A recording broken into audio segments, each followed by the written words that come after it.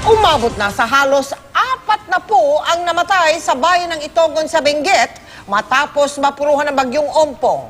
12 sa mga biktima nasawi sa gumuhong lupa sa isang kapilya sa bundok. Bukod sa mga nasawi, halos 6 na po pang iba ang nawawala. Mula sa Itogon, Benguet, nakatutok live si Mariz Uman. Mariz. Mel, Vicky, Ivan, pasamantala muna itinigil ang search and recovery operations sa mga nawawala pa ring residente ng Barangay Ukab dito sa Itogon, Benguet. Mistulang inuka ang Barangay Ukab sa Itogon, Benguet sa pagguho ng lupa nung kasagsagan ng pananalasa ng bagyong Ompong.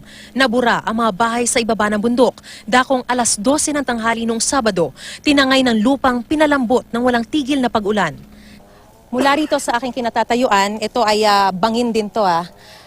Makikita natin, wala nang 1 kilometro papunta dun sa mismong malaking matinding pagguho ng lupa dun sa lugar na yon.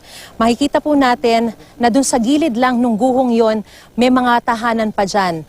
Delikado na po yan sa ngayon dahil na-compromise na po yung lupa dyan sa lugar na yan. Kaya delikado rin po para dun sa mga residente na nasa bahay na yon, yung sitwasyon sa ngayon.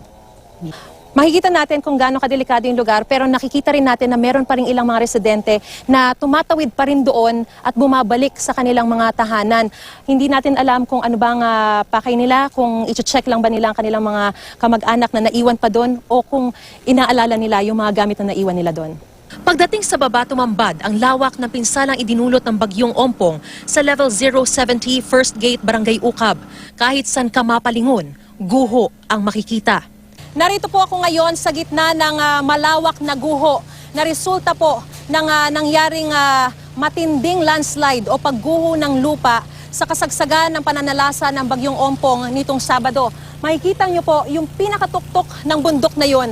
Doon po nagsimula yung pagbagsak ng mga lupa, doon po nagsimula yung guho, nagdire-diretso siya papunta dito sa baba ng bundok at pinaniniwalaan po, ang sinasabi sa atin ng mga otoridad, dyan po nakatayo o nakatirik yung bunkhouse na ginawa nilang chapel at doon po tumuloy ang pinaniniwalaang 40 hanggang 50 katao noong nananalasa po ang bagyong Ompong.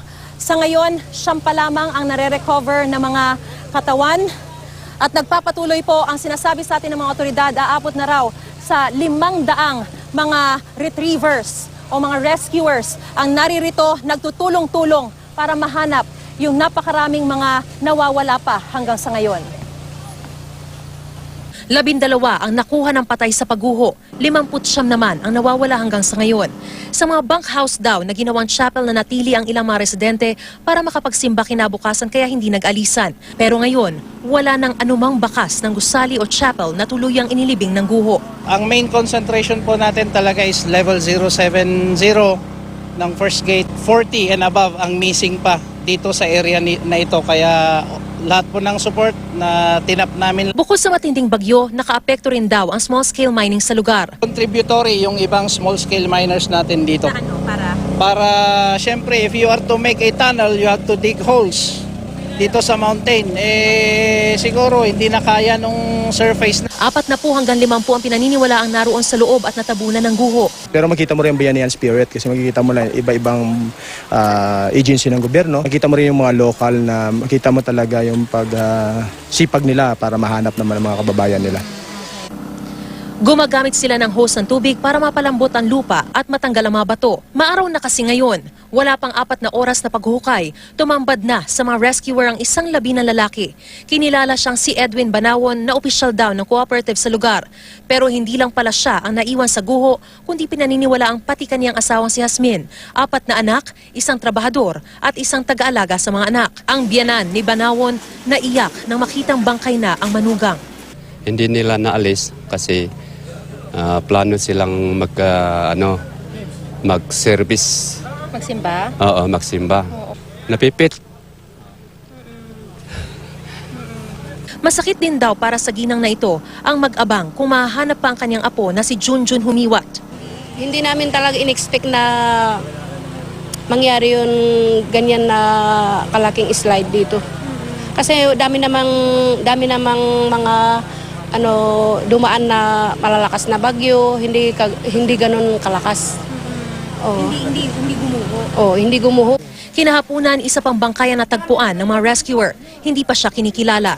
Maaring milagro kung mayroon pa tayong ma-retrieve, ma-rescue.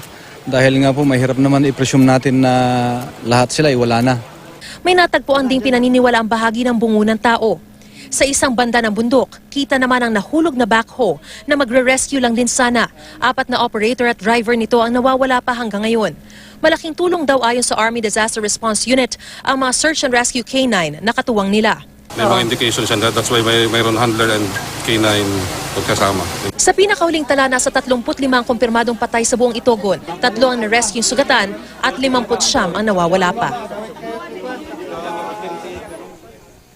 Ivan, 8 a.m. hanggang 5 p.m. lamang ang search and recovery operations dito dahil hanggang ngayon ay total blackout pa rin dito sa Itogon. Kung magpapatuloy kahit gabi, yung mga recovery operations na yan, lubharaw, delikado at vulnerable pa rin to landslides ang naturang lugar. Ivan? Maraming salamat, Mariz Umali.